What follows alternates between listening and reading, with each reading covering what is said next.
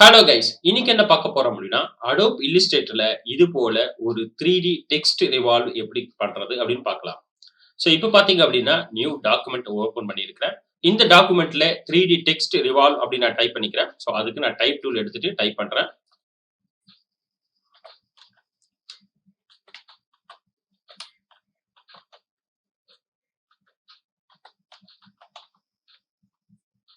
Okay, இப்படி நான் 3D text revolve அப்படின்னு டைப் பண்ணியாச்சு.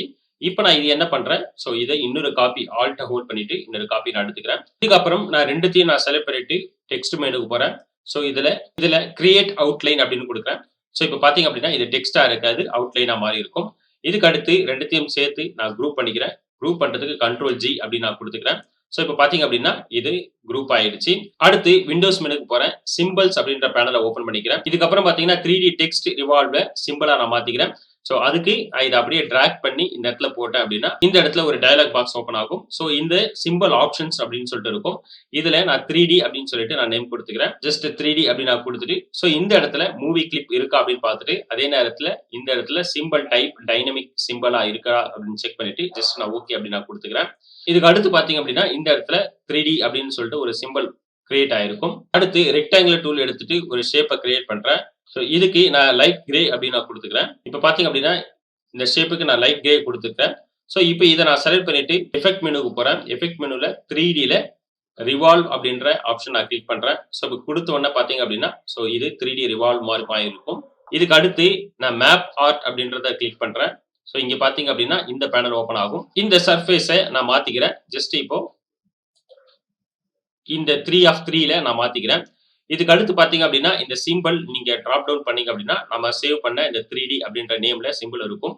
இதை நான் கிளிக் பண்றேன். இப்படி கிளிக் பண்ணோம் அப்படின்னா எனக்கு இந்த இடத்துல நம்ம கிரியேட் பண்ண சிம்பிள் வந்திருக்கும். இதை நான் ஷிஃப்ட்டை ஹோல்ட் பண்ணிட்டு ஸ்கேல் பண்ணிக்கிறேன்.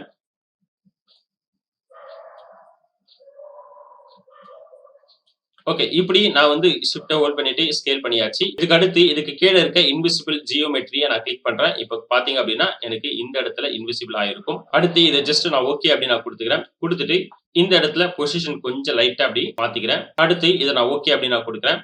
ஸோ இப்போ பாத்தீங்க அப்படின்னா எனக்கு இந்த இடத்துல 3D டெக்ஸ்ட் ரிவால்வ் இப்படி மாறி இருக்கும். இதுக்கு அடுத்து இதை செலக்ட் பண்ணிட்டு ஆப்ஜெக்ட் மெனுக்கு போறேன். ஆப்ஜெக்ட் மெனு போயிட்டு எக்ஸ்பேண்ட் அப்பியரன்ஸ் கொடுக்குறேன். அதுக்கு அடுத்து நான் ஆப்ஜெக்ட் மெனுக்கு போறேன். ஆப்ஜெக்ட் மெனுல கிளிப்பிங் மாஸ்க்கு வந்து ரிலீஸ் கிளிப்பிங் மாஸ்க் அப்படின்னா கொடுப்பேன். அதுக்கு அடுத்து இதை ரைட் கிளிக் கொடுத்து இதை அன்குரூப் கொடுக்குறேன்.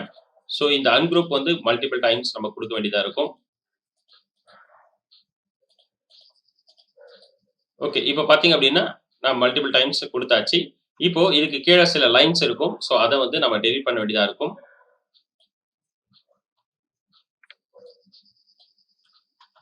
இப்ப பாத்தீங்க அப்படின்னா இது தனித்தனி டெக்ஸ்டா பிரிஞ்சிருக்கும். இதை நான் என்ன பண்றேன், இதை வந்து ஒரு குரூப்பா மாத்திக்கிறேன். ஸோ இதை மட்டும் செலக்ட் பண்ணிட்டு கண்ட்ரோல் ஜி அப்படின்னு நான் கொடுக்குறேன்.